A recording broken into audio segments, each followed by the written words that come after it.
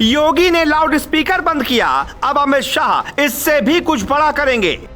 मोदी सरकार वो करने वाली है जिसके बाद देश में तूफान आ जाएगा। मोदी सरकार की ऐसी प्लानिंग जिसके बाद शरिया कानून खत्म होगा। जब पूरा भारत हनुमान चालीसा और अजान पर अटका है, तब सरकार एक ऐसी प्लानिंग पर काम कर रही है जिसके बाद सियासी सुनामी आना तय है। एक बार फिर देश में बड़े आंदोलन होंगे और उसके बाद हमेशा के लिए देश के कई नेताओं की दुकान बीजेपी बंद कर देगी।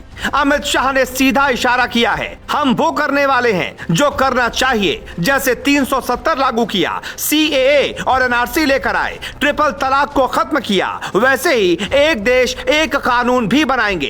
ये एक देश एक कानून क्या है जो भारत का राजनीतिक नक्शा बदल देगा, हिंदू मुस्लिम की लड़ाई हमेशा के लिए खत्म कर देगा। कुछ कानून देश में उसी दिन लागू होने चाहिए थे जिस दिन आजादी मिली थी, लेकिन कांग्रेस की सरकार ने धर्म के आधार पर वोट लेने की रणनीति तैयार की।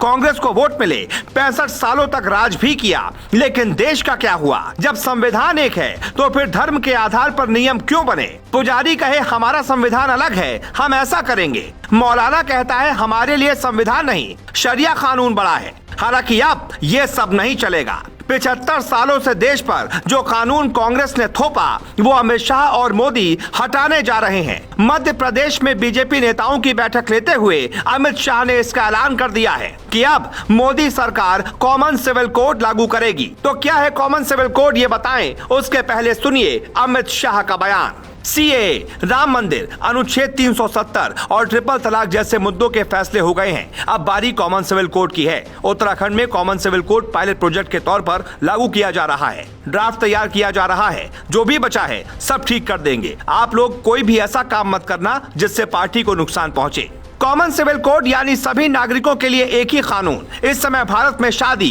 तलाक, संपत्तियों पर अधिकार, जन्म से लेकर मौत तक के कानून अलग अलग धर्मों के आधार पर लागू हैं।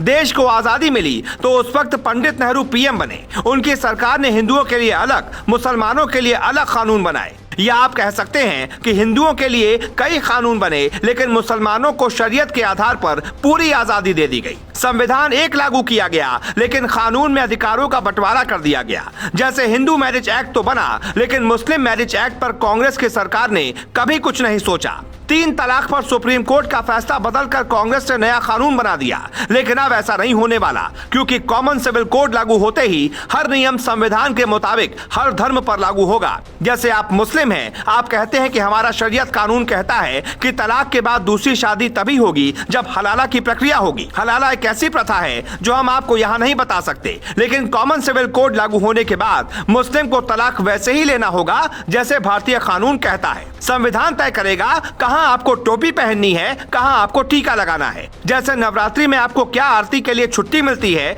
लेकिन मुस्लिम नमाज के लिए छुट्टी अपना अधिकार मानते हैं, क्योंकि उनके शरीयत कानून में ऐसा कहा गया होगा। अमित शाह और मोदी मिलकर देश में कुछ ऐसा करने वाले हैं जिसके बाद आप कहेंगे कि अब तो मुद्दा ही नहीं बचा। सालों से बीजेपी के पास 4 मुद्दे थे, राम मंदिर, 3 तलाक, 370 और कॉमन सिविल कोड, जिसमें 3 तो खत्म हो चुके हैं, अब चौथे की बारी है और वो मोदी सरकार 2024 से पहले ही खत्म कर सकती है। अब आपके मन में सवाल होगा कि यह काम मोदी सरकार क्यों करना चाहती है, इसके पहले किसी ने क्यों नहीं किया। दरअसल भारत में धर्म के आधार पर वोट बैंक का पिटारा भरा जाता रहा है। कोई भी धर्म जब कोई गलत कानून बनाता है तो रोकने के बजाय उसे हवा दी जाती है। 3 तलाक के साथ एकदम ऐसा ही था।